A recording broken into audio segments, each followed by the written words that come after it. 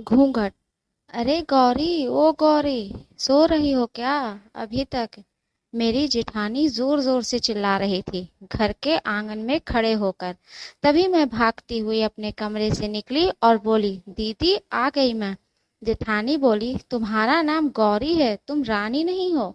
मैंने तुम्हें रात में ही समझाया था कि सुबह को जल्दी उठ जाना, तुम्हारी मुंह दिखाई की रस्म है। मैंने बोला कि दीदी रात को नींद ही नहीं आई, जगह नई है और मन में थोड़ा डर था कि सुबह आंख नहीं खुली। तो सुमन दीदी हंसते हुई बोली, गौरी मेरी प्यारी देवरानी, जल्दी से घूंघट कर लो, अगर माँ जी आ गई तो हंगामा हो जाएगा। मैंने घूंघट किया ही था, तभी माँ जी वहां आ गई और कड़कड़ाती आवाज में बोली, चलो अब क्या यही गपशप मारती रहोगी तुम दोनों? हमने चलना शुरू ही किया था, तभी माँ जी ने सुमन दीदी के कंधे पर हाथ रखा और बोली, पता है ना कहाँ से जाना है और कैसे जाना है? माँ जी ने बोला कि जब भी कोई बड़ा तुम्हारे सामने खड़ा हो तो हमेशा घूंघट में रहना और कम से कम अपने बड़ों के सामने नहीं आना, और बिना घूंघट के तो कभी नहीं। सुमन दीदी कुछ बोली ही नहीं, बस अपना सर हिलाकर हाँ बोल दिया। मैंने भी बस अपना सर हाँ में हिलाया। माँ जी के जाने के बाद मैंने पूछा, सुमन दीदी आप तो स्कॉलर हो और इन सब चीज़ों को कैसे निभाते हो? सुमन दीदी मुस्कुराई और बोली कि मैं थारे जेठ जी से बहुत प्यार करती हूँ, इसलिए अभी तक चुपचाप सब चीज़ निभा रही हूँ। मैं कुछ नहीं बोली और चुपचाप सुमन दीदी के साथ घर के बाहर वाले कमरे में जाकर बैठ गई। वहां पर एक पड़ोस की आंटी जी बैठी थी। वो बोली कि यह कैसी बहू आई है, ससुर जी के सामने खड़े हैं और ये यहाँ बैठी है, मुझे कुछ समझ ही नहीं आया मतलब।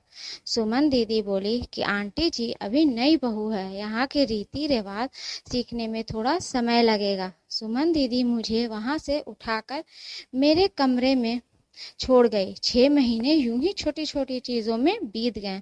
फिर एक दिन मैं ऋतिक के साथ साड़ी लेने गई। ऋतिक का फोन आया और वो दुकान से बाहर बात करने चला गया। साड़ी की दुकान पर वे बेधड़क होकर साड़ियों देख रही थी, तभी साथ में बैठे हुए अंकल जी खांसे। एक बार, फिर 2 बार, फिर 3 बार। मैंने साड़ी वाले भैया से बोला कि भैया इन अंकल जी को पानी दे दो, बहुत खांसी हो रही है उन्हें। अंकल जी भड़क उठे और बोले, क्या बदतमीजी लड़की है, कुछ शर्म लिहाज है या नहीं इसे? दुकान पर हंगामा देख ऋतिक बाहर से भागकर अंदर आया और अंदर आते ही अंकल जी के पैर छूकर बोला, मामा जी आप यहाँ? मैं घबरा के दुकान से बाहर निकल आई, एक लंबा घूंघट कर के गाड़ी में बैठ गई। ऋतिक बाहर आया और गाड़ी में बैठकर गाड़ी बहुत तेज चलाने लगा। मैंने धीमी आवाज में बोला, गाड़ी बहुत तेज चला रहे हो, कहीं एक्सीडेंट ना हो जाए। हम घर पहुंचे ही थे, तभी माँ जी जोर जोर से चिल्लाती हुई बाहर आई, देखो आ गई ये रानी साहिबा, खानदान की इज्जत मिट्टी में मिलाकर। तभी सुमन दीदी आई और बोली, माँ जी मेरे शादी को 6 साल हो गए हैं, मैं अभी तक मामा जी को नहीं जानती, ये कैसे जानेगी? माँ जी जोर से चिल्लाई, देखो कैसे चपड़ चपड़ जवान चला रही है। इस सुमन का भी। ऋतिक जबकि बात काटते हुए बोले कि माँ ये दोनों सही बोल रही है, अगर ये हमेशा घूंघट कर के रहती है तो ये मामा जी को कैसे पहचानेगी? और माँ आज मामा को जी के फोन पर तुमने घर की शांति भंग कर दिया है। ये वो ही समाज है जिसने सीता मैया पर भी उंगली उठाई थी। पिताजी और जेठ जी ने भी अपना पक्ष ऋतिक के साथ ही रखा।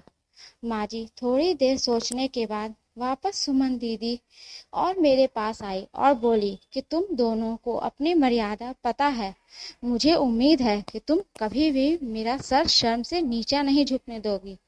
हम एक ही परिवार के सदस्य हैं, हमें हमेशा साथ रहना है, अच्छा वक्त हो या बुरा वक्त, हर सदस्य को अपनी मर्यादा पता है। माँ जी ने मुझे और सुमन दीदी को गले लगा लिया। दोस्तों अगर ये कहानी आपको अच्छी लगे तो प्लीज़ से लाइक करें, शेयर करें एंड सब्सक्राइब करें, और इस स्टोरी के बारे में आपकी क्या राय है हमें कमेंट बॉक्स में ज़रूर बताएं। धन्यवाद।